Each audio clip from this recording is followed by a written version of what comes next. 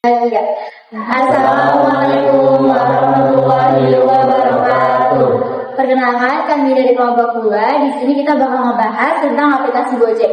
Sebelumnya, perkenalkan nama saya Nurfariana Nazifah. Perkenalkan nama saya Luciana. Perkenalkan nama saya Sabrina Nasir. Perkenalkan nama saya Muhammad Fikri Amboa. Nama saya Muhammad Rizky. Sebelum teman-teman aku yang lain bakal ngejelasin karakteristik Gojek, terus juga analisis model bisnisnya apa, yang terakhir itu juga kayak tantangan sama peluangnya apa, aku bakal ngejelasin dulu nih apa itu Gojek. Pasti kalian ini udah familiar banget sama namanya Gojek, karena Gojek tuh ada di mana-mana dan juga banyak yang make sekarang ini. Gojek intinya tuh kayak perusahaan teknologi asal Indonesia yang menyediakan platform aplikasi digital untuk berbagai layanan sehari-hari. Melalui satu aplikasi, pengguna bisa memesan transportasi, makanan, mengirim barang, hingga melakukan pembayaran. Jadi, Gojek tuh kayak platform layanan berbasis aplikasi yang menghubungkan antara pengguna, mitra pengemudi, dan juga mitra usaha. Contohnya kayak restoran sama toko untuk mempermudah aktivitas masyarakat. Dan di Gojek ini kita dikasih fitur banyak banget. Contohnya kayak GoPay, GoRide, GoCar, GoMart, GoPinjam, terus juga ada juga GoTransit dan banyak banget lainnya. Dan tujuan dari Gojek ini adalah mempermudah masyarakat mendapatkan layanan transportasi dan kebutuhan lain, terus juga membuka lapangan kerja bagi mitra driver dan juga mitra usaha, dan juga membantu UMKM menjual produk secara online. Ubiquity, keberadaan di mana saja. Gojek tersedia 24/7 dan dapat diakses dimanapun Anda berada selama ada koneksi internet.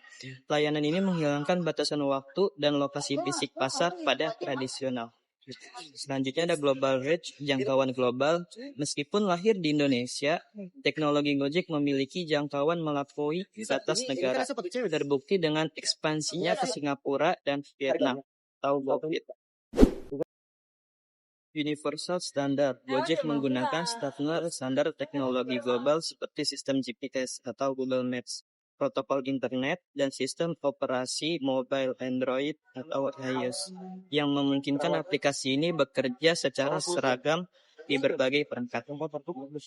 Richness. Aplikasi Gojek menyajikan informasi yang sangat detail dan multimedia, mulai dari foto menu makanan yang menarik, rating resto, hingga pelacakan posisi driver secara real-time di peta.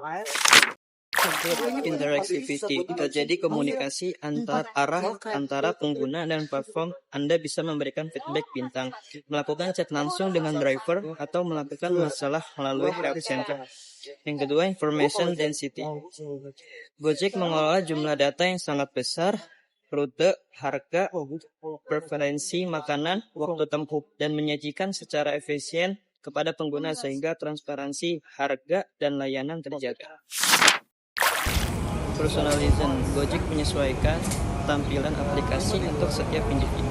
Jika Anda sering memesan GoFood, promo dan rekomendasi restoran yang muncul akan disesuaikan dengan selera Anda. Sosial teknologi. Gojek memungkinkan pembuatan konten oleh pengguna seperti ulasan dan penilaian restoran yang mempengaruhi keputusan pengguna lain, menciptakan ekosistem sosial di dalam aplikasi. Selanjutnya itu ada karakteristik yang ke-9 dan 10. Yang 9 itu data driven. Setiap keputusan besar Gojek seperti penentuan harga, dinamis atau search pricing atau alokasi driver didasarkan pada analisis data algoritma yang sangat canggih. Yang ke-10 itu ada scalability. Bisnis ini dapat ditumbuhkan dengan cepat tanpa perlu membeli ribuan motor sendiri. Gojek meningkatkan segala bisnisnya dengan mengajak mitra pemilik kendaraan, sehingga pertumbuhan jangkauannya hampir tidak terbatas.